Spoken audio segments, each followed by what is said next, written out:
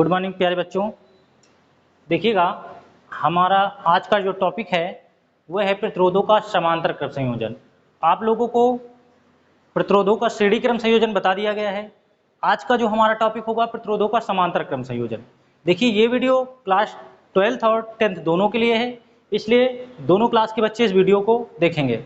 तो ध्यान दीजिएगा, हमारा टॉपिक है प्रतिरोधों का समांतर क्रम संयोजन। देखिए, हमने फिगर समझा दिया है, फिलहाल इधर देखिएगा। पहले लिखा है कि समांतर क्रम संयोजन में सभी प्रतिरोधों को इस प्रकार जोड़ा जाता है कि सभी प्रतिरोध के पहले सिरे एक बिंदु से तथा दूसरे सिरे दूसरे बिंदु से जुड़े हों। इस प्रकार के संयोजन को आप क्या कहते हैं? समांतर क्रम संयोजन। देखिए, एक बिंदु है, अब किसी भी जिस प्रतिरोध का पहला सिरा लेते हैं एक बिंदु से आके जुड़ा है, दूसरे प्रतिरोध का पहला सिरा लेते हैं एक बिंदु से आके जुड़ा है, तीसरे सिरे का एक पहला सिरा लेते हैं भी एक बिंदु पे आके जुड़ा है। सेम कंडीशन इधर दूसरे सिरे का भी किसी एक बिंदु पे जाकर जुड़ा है, यानी एक बिंदु ये और दूसरा बिंदु ये, तो यानी दोनों के जो लास्ट वाले सिरे हैं वो जाकर किसी एक बिंदु पर जुड़े हैं।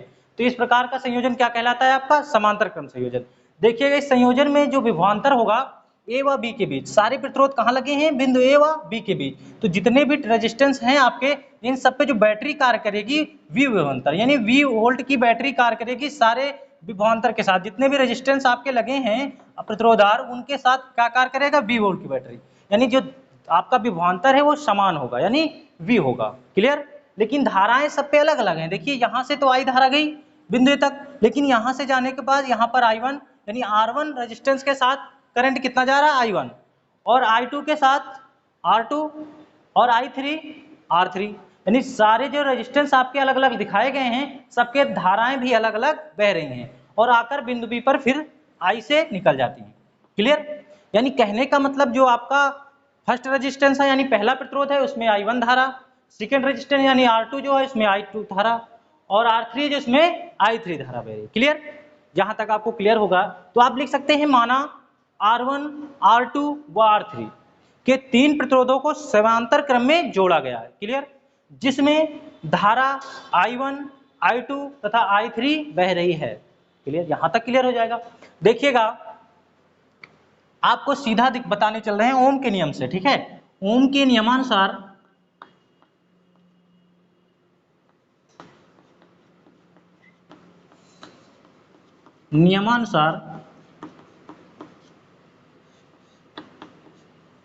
होता है क्या? V बराबर IR, आप लोगों ने पढ़ा होगा। क्लियर? यहां से हम क्या करते हैं? I1 की वैल्यू निकालते हैं। क्या निकालते हैं? I1 की वैल्यू। देखिएगा, पहले यानी जो यहां से बिंदु ए से I1 धारा जा रही है इसकी बात करते हैं। ठीक है?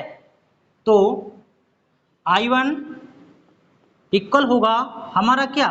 V upon R1। देखिए, जो विभवांतर है सबके साथ समान है तो V कार्य करेगा। ठीक है?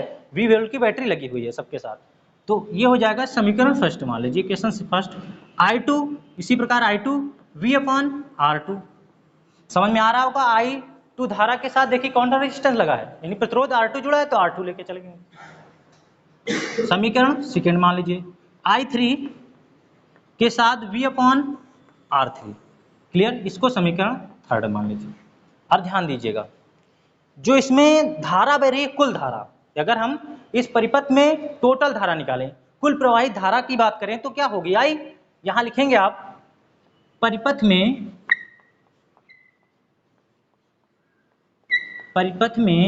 कुल प्रवाहित धारा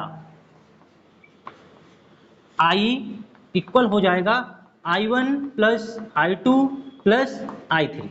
clear? I1 plus I2 plus I3, तीन धाराएं बह रही। करंट आपके क्या है? I1, I2 और I3। देखिए, एकदम आराम से आपको बताया जा रहा है तो एक एक पॉइंट आप समझिएगा। ठीक है? कहीं पर भी गलती ना करें। परिपथ में कुल धारा क्या है? I1 plus I2 plus I3। तो देखिएगा, समीकरण फर्स्ट कामा सेकेंड व थर्ड से I1 कामा I2 व I3 की वैल्यू रखने पर, का मान रखने पर, ठीक है? तो देखिएगा यहाँ पर आई है, यहाँ पर हम I1 की वैल्यू क्या रख देते हैं, V अपॉन R1, तो हमारा आ जाएगा V upon R1 plus V upon R2 plus V upon R3। Clear, यहाँ तक क्लियर हो गया।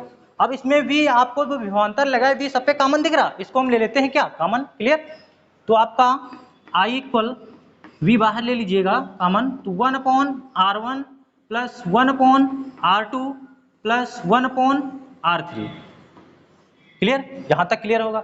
अब हम जानते हैं ओम के नियम से, चाहे तो ये वैल्यू रख दीजिए, चाहे V को इधर ले आइए, लेकिन आप सीधा क्या करिए, ओम के नियम से आपको पता होगा कि क्या होता है हमारा I बराबर V अपॉन R, ये वैल्यू पुट कर देते हैं I के स्थान पे। क्लियर, यहां तक कोई दिक्कत नहीं होगी। तो यहां रखेंगे हम V upon R equal V upon 1 upon R1 plus 1 upon R2 plus 1 upon R3।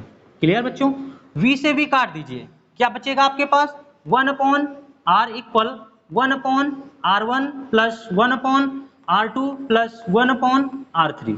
ये आपका हो गया प्रतिरोधों का समांतर कृष्ण संयोजन। क्लियर, अब ध्यान दीजिए यहाँ पर हमने कितने प्रतिरोध लिए थे, रेजिस्टेंस 3, और भी हो सकते हैं, डॉट डॉट कर दीजिएगा, कोई दिक्कत नहीं। ठीक है, जितने रेजिस्टेंस उस क्वेश्चन में दिए रहेंगे उतने आपको ऐड करना है। किस क्रम में, अगर समांतर में है तो समांतर में, यदि श्रेणी में है तो श्रेणी में। ठीक है, तो इस टाइप के जितने भी क्वेश्चन बनेंगे इसके न्यूमेरिकल, उसे हम अगले वीडियो में आप लोगों को प्रोवाइड करा देंगे, लेकिन इसे ध्यानपूर्वक आप लोगों को समझना है, मोस्ट इंपॉर्टेंट टॉपिक है। ठीक है, इसमें कि न्यूमेरिकल बहुत पूछे जाते हैं, अगर आपने इसे समझ लिया तो आप इसके न्यूमेरिकल को आसानी से सॉल्व कर लेंगे। ठीक, यानी कहने का मतलब यहाँ फिगर आप ध्यानपूर्वक समझ गए होंगे, तो जो इसमें माना लिखना है उसे भी आप लिख सकते हैं। क्लियर, इस टॉपिक को ध्यानपूर्वक आप लोगों को अपनी कॉपी पर नोट करना है, और जहां पर भी दिक्कत हो आप हमसे पूछ सकते हैं, हमारा व्हाट्सएप नंबर भी जानते हैं, या ग्रुप में किसी भी तरह से आप हमसे जानकारी लीजिए, कहीं पर भी आपको कोई पॉइंट टॉपिक यह समझ में ना आए तब आप बताइएगा। ठीक है, तो आज की क्लास में बस इतना ही, एक एक वीडियो आपको मिलते रहेंगे, बाकी आप लोग परेशान ना हो, ये छोटे वीडियो बनेंगे ताकि आप लोग को अपलोड करने में दिक्कत ना हो, आपको डाउनलोड करने में दिक्कत ना हो, इसलिए छोटा वीडियो बनाया जाता है, एक एक टॉपिक का बनाया जाता है ताकि आप तक पहुंच सके। ठीक है, तो आप लोग घबराएं नहीं, बस आप लोग हमारे साथ ऐसे ही मेहनत करते रहिए, तो हमारा रिजल्ट 100% चला जाएगा। आप लोग रिवीजन जरूर करिएगा, जितना पढ़ाया जाए उतना नोट करिए, उसका डेली रिवीजन करिए, मोस्ट इंपॉर्टेंट टॉपिक था इसलिए आपको बताया गया, आप इसका रिवीजन लगातार करते रहिए। धन्यवाद। आज की